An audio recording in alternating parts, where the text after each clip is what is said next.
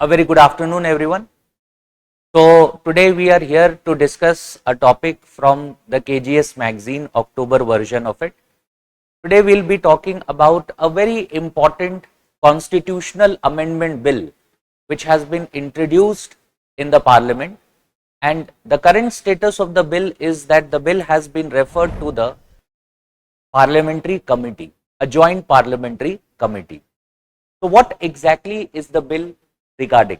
As you can see here, the bill is the 130th constitutional amendment bill. The 130th constitutional amendment bill, and the objective of this bill is to remove the Prime Minister, Chief Minister or other council of ministers if they have been detained under a criminal offence or an alleged criminal offence where the punishment is more than 5 years. So, 5 years or more than 5 years, which means if there is a serious crime in which they have been arrested and they remain under arrest consecutively for a period of 30 days, that is when they would be removed from being a minister. Okay. So, what is the bill about? As you can see here, the bill, the constitutional amendment bill that is there, the bill is with what objective? The bill is with objective, as we have already seen, the objective is to remove any tainted minister, any individual minister from the council of ministers if they have been alleged to have performed a criminal offence for a period of, and they have been arrested for a period of consecutively 30 days. Right now, the bill has been referred to a joint parliamentary committee consisting of 21 members from the Lok Sabha and 10 members from the Rajya Sabha. Okay. So, there are 21 members from the Lok Sabha and 10 members from the Rajya Sabha that are a part of this joint parliamentary committee.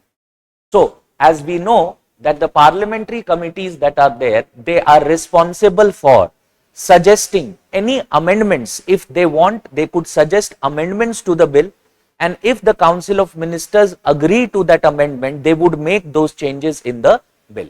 Okay. Now, what exactly is the reason that we need such a bill for?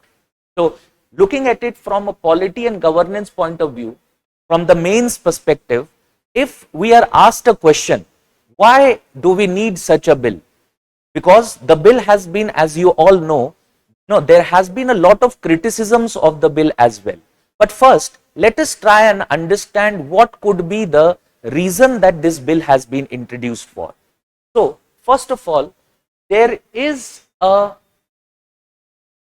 objective to prevent any form of governance from jail. As you all know, recently there has been a case where the former Chief Minister of Delhi, who was arrested on charges of the excise scam, remained the Chief Minister and failed to resign. He did not resign even when he was arrested. So, in order to prevent such a incident from happening in the future, this bill has been introduced. Secondly, addressing the legislative vacuum. Now, when we say the legislative vacuum, what does that mean? So, if you look at what is the current position as of now, so the current position right now related to the Representation of People's Act is that a minister or a member of the legislature would be disqualified only if the member or the minister is proved to have been, proved to be and is convicted under a criminal offence where he is likely to serve a sentence of 2 years or more than that, which means in cases of alleged criminal acts which has not yet been proved, the law does not prescribe anything as of now. Okay, so there is a vacuum. What happens when there is a case of alleged cases and not till the time it is not proved. Then what happens? So in this case, if the individual has been arrested, so the individual would be removed from office provided arrested for 30 consecutive days. Okay. Now, in addition to this, why do we additionally need it? Additionally, restoring integrity in politics. Now, this is one very important point, because we can say that Indian politics is undergoing a legitimacy crisis, because there are increasing number of criminals or alleged criminals who are into politics. In fact, the data says that the members of the parliament, 43% of the members of the parliament are, no, they are alleged to have been involved in criminal activities. Okay. So there is a, no, there is an integrity crisis and a legitimacy crisis. To address this integrity and legitimacy crisis, this bill has been introduced. Accordingly, there is also strengthening of good governance. Now, whenever we talk about good governance, accountability, transparency, morality, these are key aspects of good governance. What does such a bill uphold? Such a bill upholds transparency and morality part. So those who are in public services and those who occupy public offices, these individuals are not supposed to, have any such, they are not supposed to have any such alleged cases against them. This is basically lack of integrity. So to address and to ensure good governance, this provision has been introduced. Okay. Now, before we move on with our discussion, let's look at what are the key provisions of the bill. Now, the key provisions of the bill says what? First, automatic removal or detention. Automatic removal on detention, which means if the individual has been arrested, then if the individual remains in detention for 30 consecutive days, on the 31st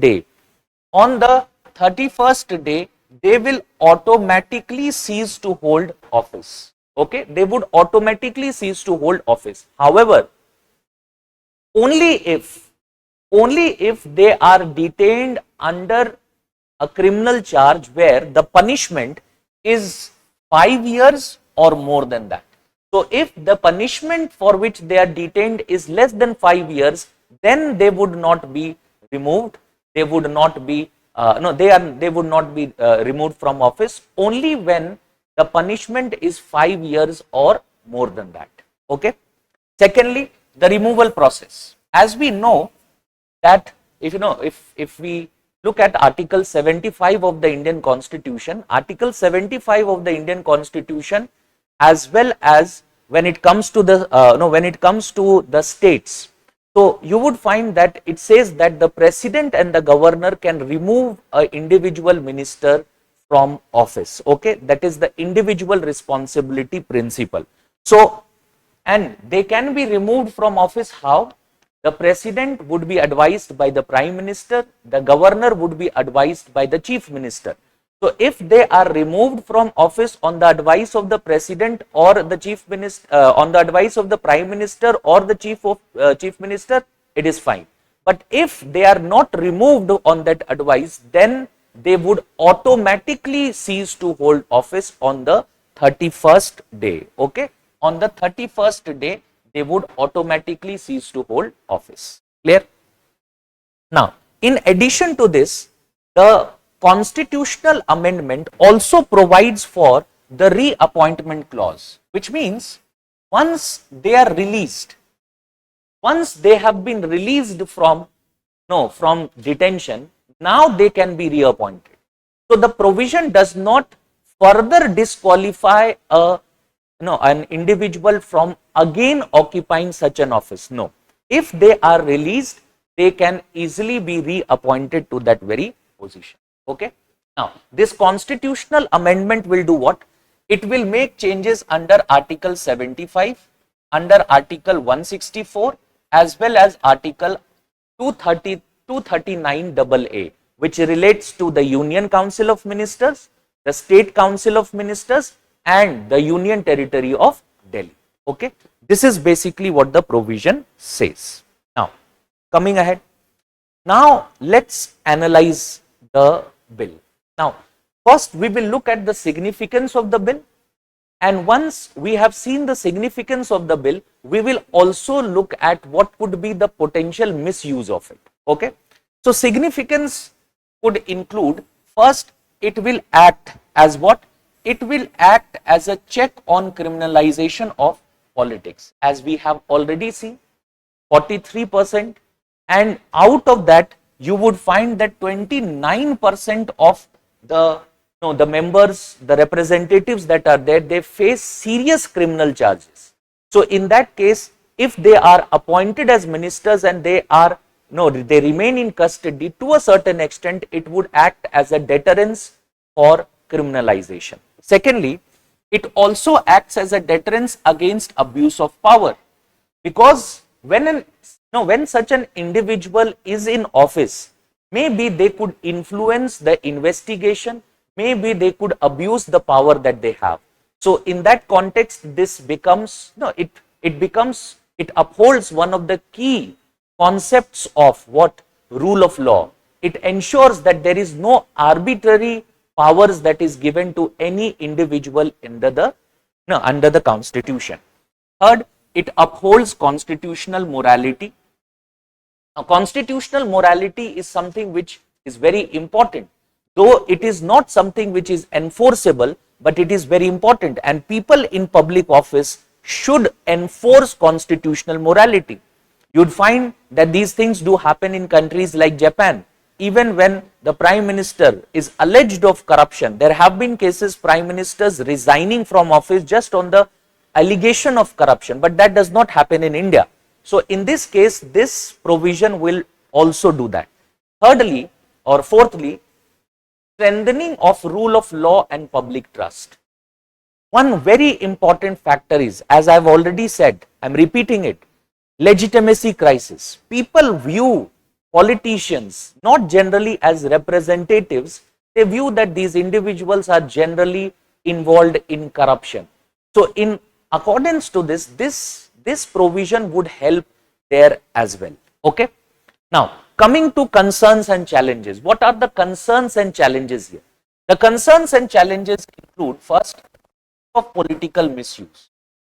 There is always a possibility that this would be politically misused. So in that case, because there are organizations which are under the control of the government of India, so if these organizations are misused, in that case this provision of 30 days could be misused to remove an individual from occupying the offices such as the office of the chief minister or other members of the council of ministers. Okay.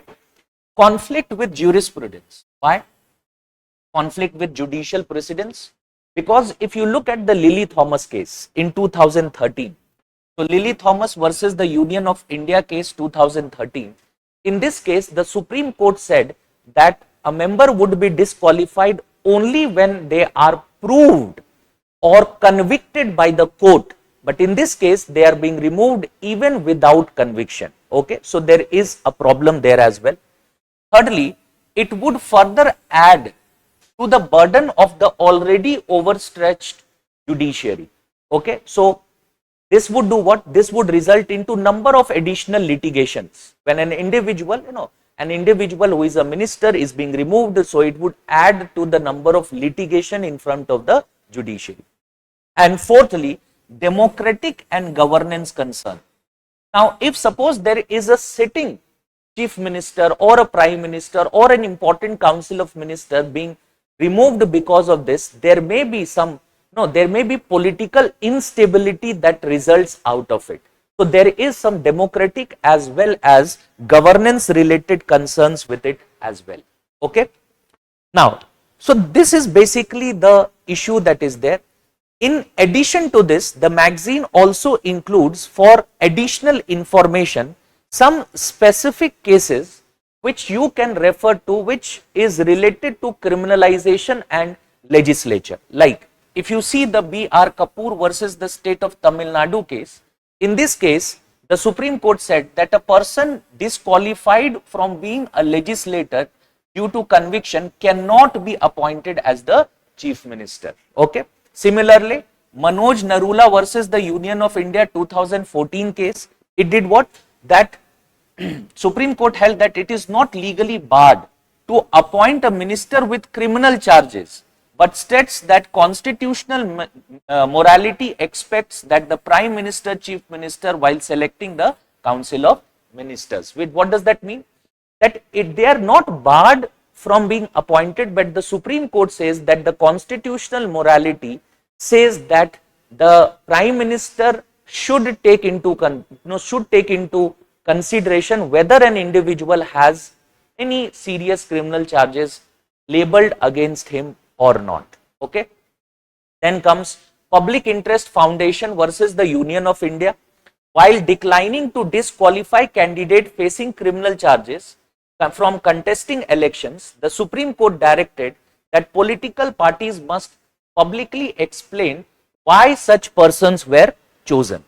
That means if there is an individual who has been given party ticket despite the fact that the individual has a criminal case registered against him, so the political party needs to explain why such individual was given the party's ticket. Okay. So these are certain cases that are there. Now, in addition to this, if you look at certain recommendations, like if you look at the 170th Law Commission report as well as the 244th Law Commission report, they recommended that disqualification of legislators at the stage of framing of charges by the court. So not initially, but when the charges are framed by the court, they should be disqualified. Like recently, you must have heard that there has been a framing of charges against Lalu Prasad Yadav in the so-called IRCTC scam that is there. So in that stage, according to the report of the Law Commission, at this stage when the charges are framed, then legislators should be disqualified. In addition to this, there should be a code of conduct for ministers binding enforceable standards on conflict of interest, ethical governance, financial integrity, similar to the practice that is there in UK. In addition to this, there could be some parliamentary oversight also which needs to be strengthened, like when it comes to periodic disclosure of assets, liabilities, pending cases. Similarly, there should be voter awareness also that should be raised, like yes, there has been a Supreme Court's decision also to include an affidavit where the assets, liabilities as well as criminal cases pending against a candidate is to be disclosed. Clear? So this is the 130th Constitutional Amendment Act. We will be back with another topic in the October version of the magazine. Thank you.